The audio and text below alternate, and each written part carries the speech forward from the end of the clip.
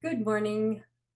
I'm Sue Kramer with Living Well at Citadel. This is a specific recording just for you ladies. This is week 3, and we're talking about metabolic health. So I am going to share my screen and we will get started. All right. Well, we've talked a lot in the past about what a ketogenic diet is, all the different foods we need to eat. And this week, I want to talk about what it means to have metabolic health or what it means to have metabolic syndrome and kind of break that down. So let's look at our first slide. Am I sharing my screen? I hope. Yes. All right, our first slide is what is metabolic syndrome? And the following are indicators of metabolic syndrome, and the more of them that we see in a person, generally the more health issues that they have. So the first one is waist circumference. That means that you measure for women 35 inches or more around your belly, or 40 inches or more for men. This is again called belly fat. Excess belly fat can be dangerous because it surrounds internal organs and puts you at a greater risk for developing several kinds of health problems, including heart disease, diabetes, and liver problems. So it's not good. High blood pressure. Standard blood pressure is 120 over 80. It's a general range. Sometimes doctors are they kind of look at the big picture there. If you're up a little bit, but then your other levels are good. But standard is 120 over 80. If you get to that, that's a very strong, healthy blood pressure rate. So that's good. It doesn't mean if you're maybe 140 over 85 that it's not, that you're in metabolic syndrome. It just is an indication to look a little closer at all of the things that you're dealing with. High triglyceride levels. This is the amount of lipids or fats in your blood. So triglycerides are a type of fat that's found in your blood, and when you eat, your body converts any calories it doesn't need into triglycerides. The triglycerides are stored in your fat cells, and then later hormones release triglycerides for energy in between meals. If your triglycerides are higher, and they would say standard is over 150, it'd be better to have them even less than that, but that is standard.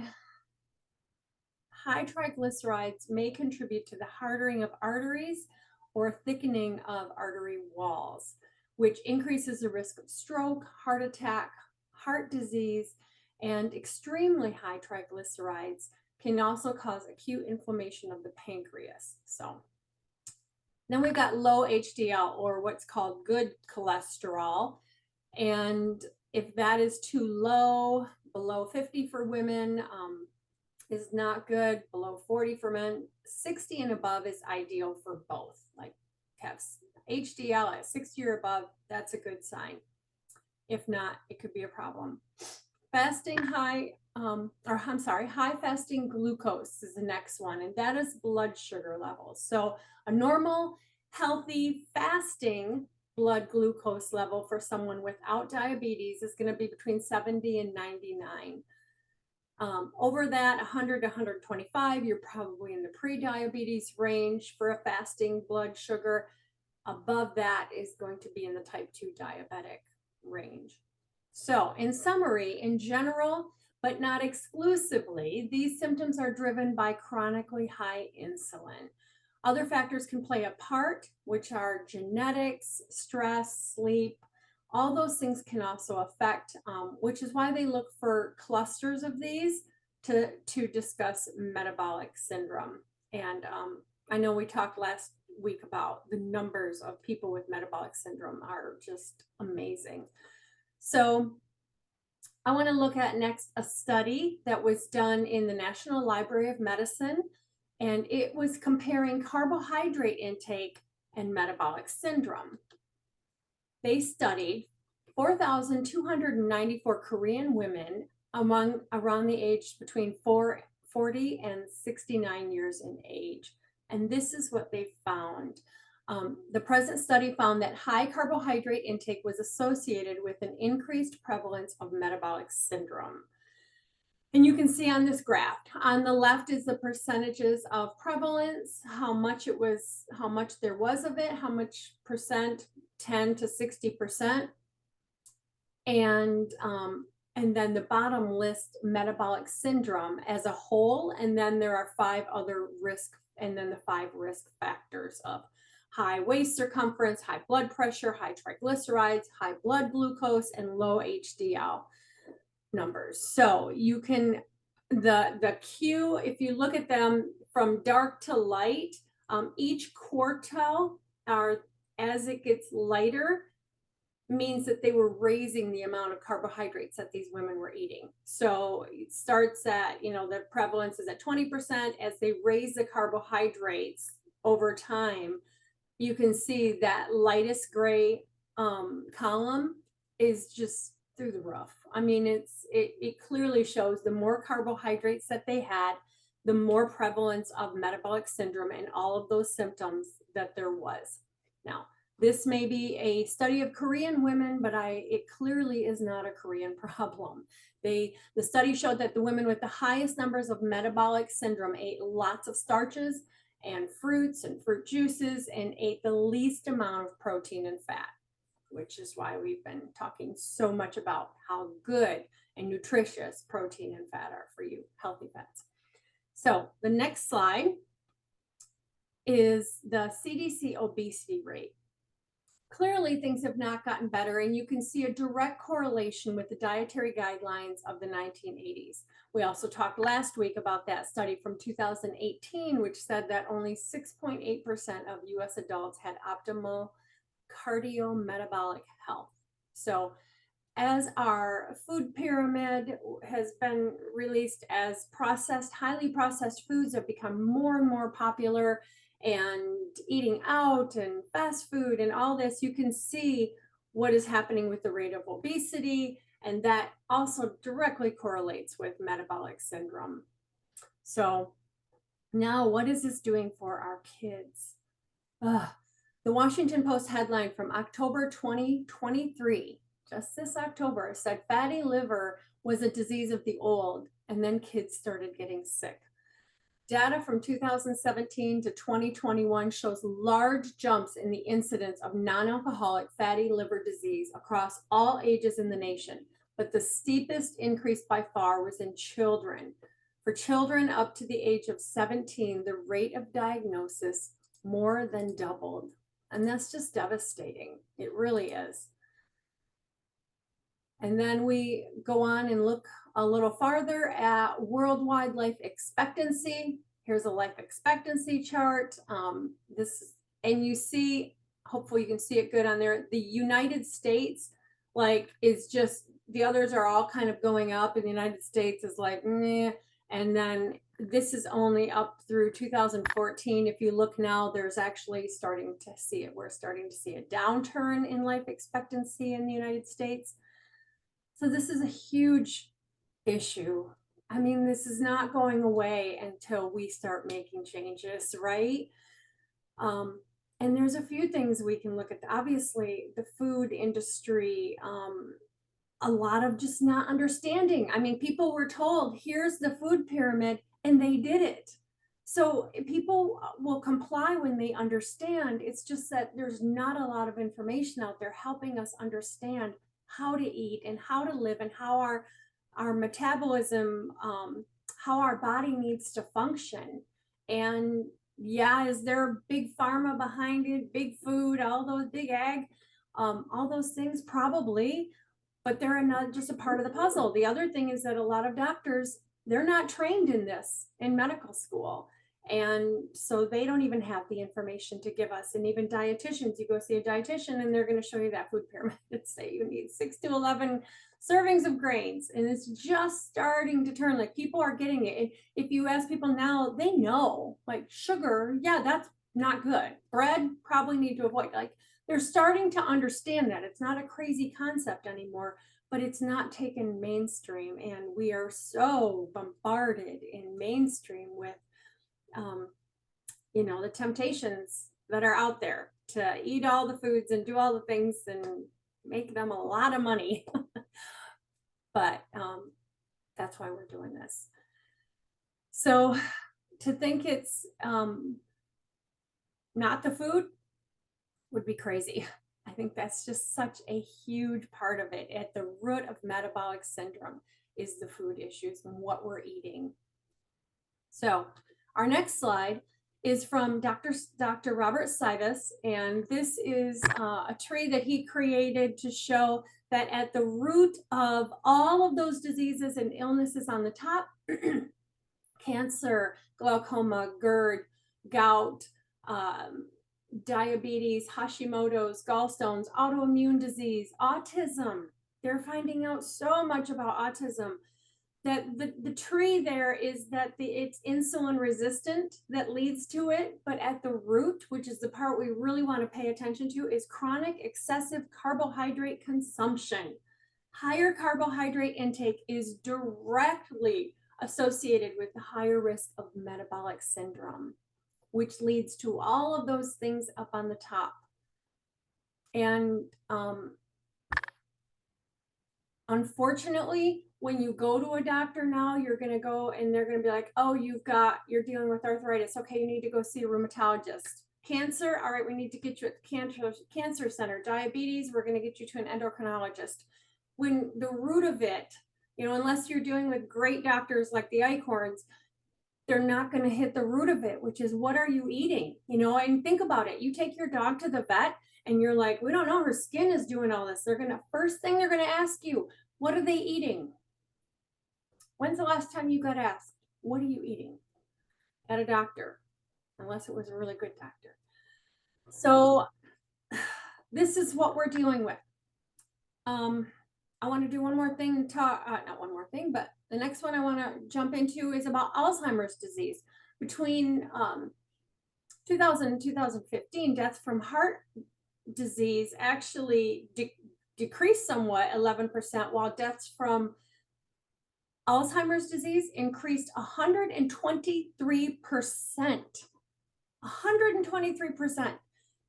Alzheimer's disease has a metabolic component in that if something interrupts the fuel to the brain or the energy supply to the brain, it is insufficient. And the first symptoms that you're going to be seeing are impaired memory and cognitive performance.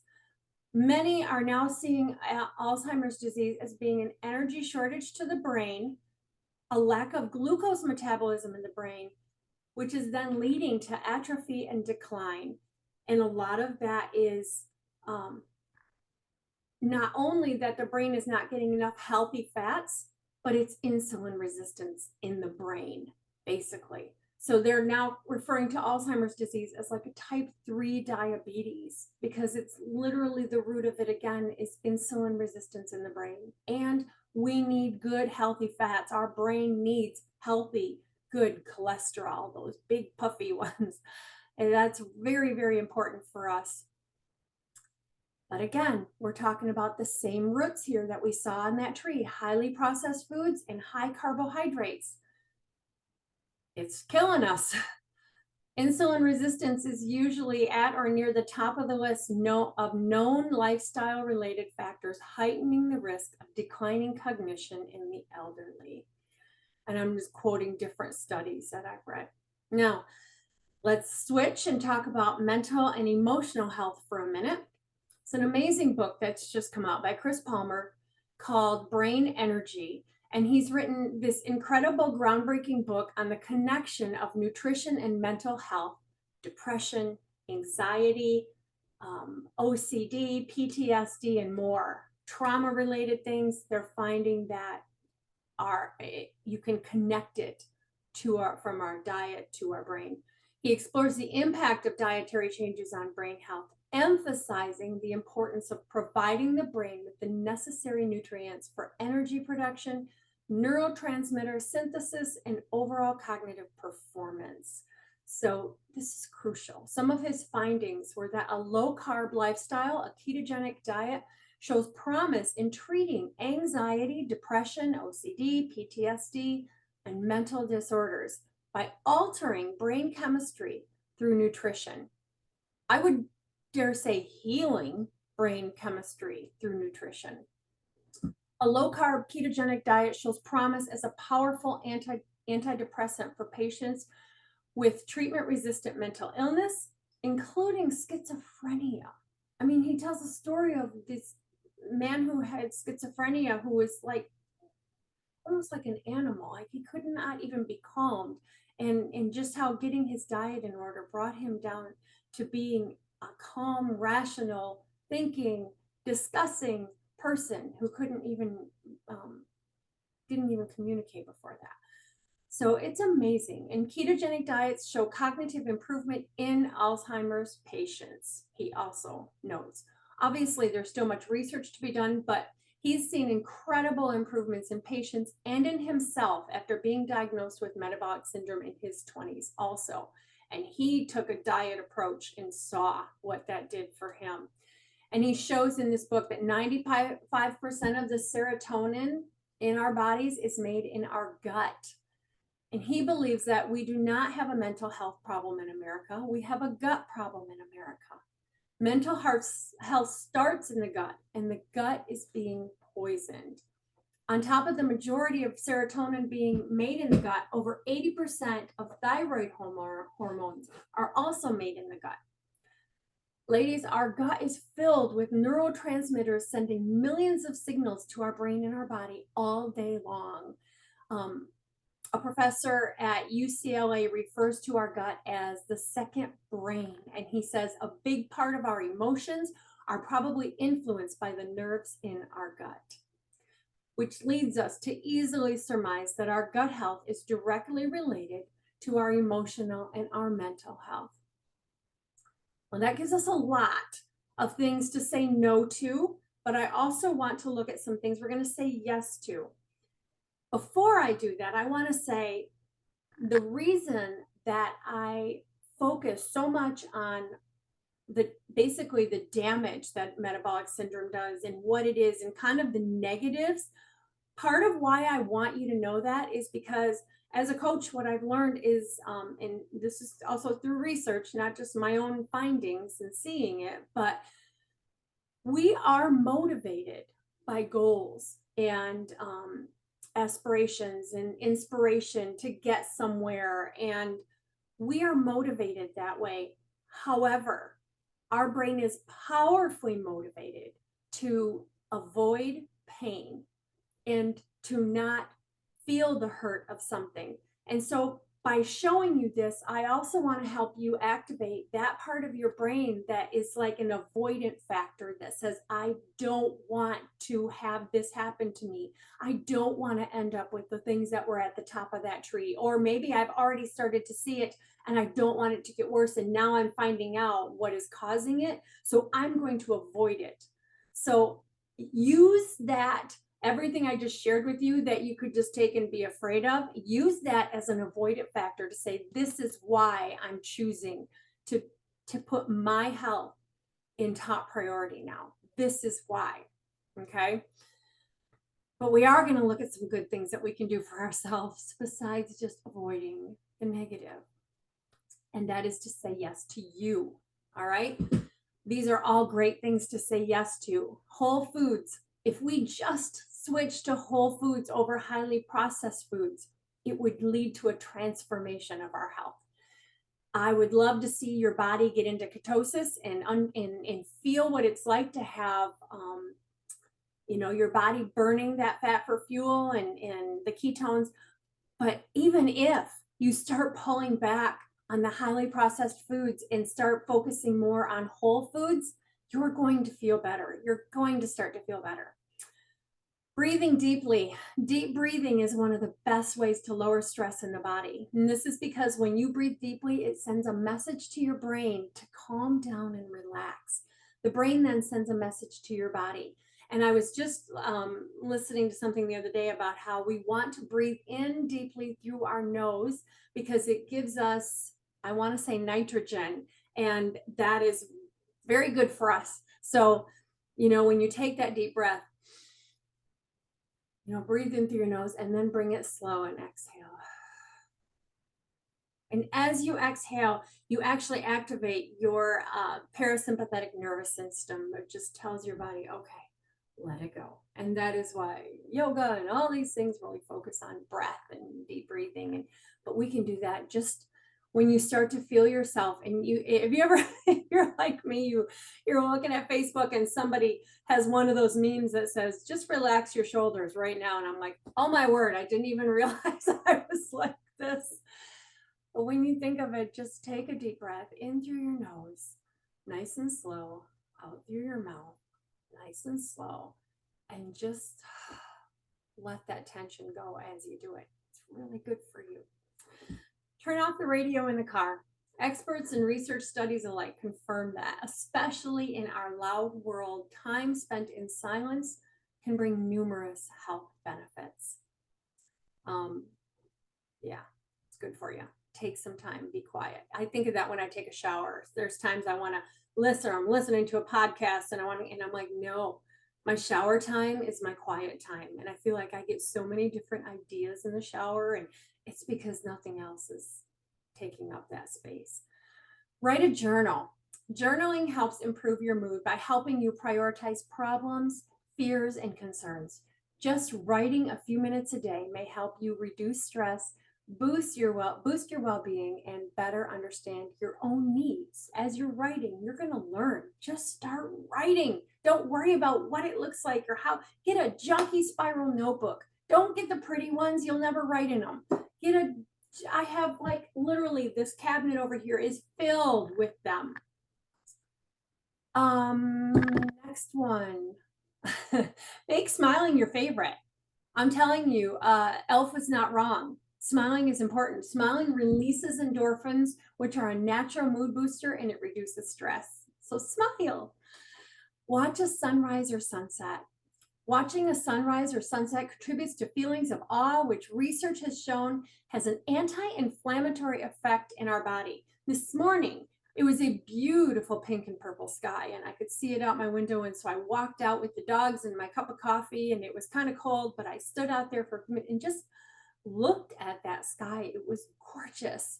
And I used to have a little thing in my office that says, something about knowing who to thank when you see a sunset is what the most powerful part about a sunset is.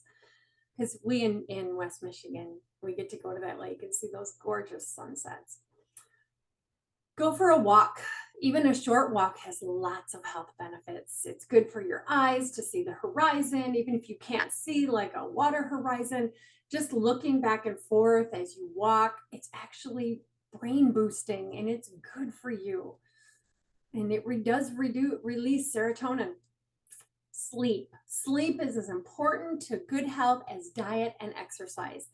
Good sleep improves your brain performance, mood, and health. We didn't talk about it last night. For me, I take a magnesium glycinate at night to help me sleep. If you have questions about that, let me know. Yeah, sleep is super important. So that is this week.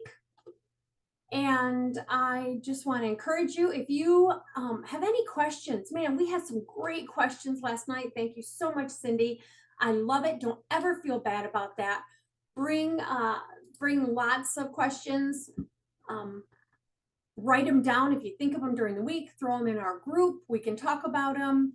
And I really want to help you on this journey. So, and if you're like, I just need a day when, or, you're frustrated or something, reach out. That's what these 6 weeks are all about, man. I'm yours. You let me know how I can help you. If you're like, I want to know more about this. If I don't understand or I don't know, we'll ask Wesley. And if we need to, I'll probably send you an article or a YouTube. That is one way that I have learned so much, is by listening to different podcasts on YouTube, listening to doctors, reading research papers. So chances are I would know where to find you the information if I didn't have it. So please reach out. And if you have new ideas, that would be great. Next week, we're going to talk, we're going to get into cravings and sugar addiction and all that kind of stuff. So that's going to be a good week. And I hope you ladies have a wonderful week. We missed a bunch of you last night, but I hope you get to watch this, and I hope you're having a wonderful week.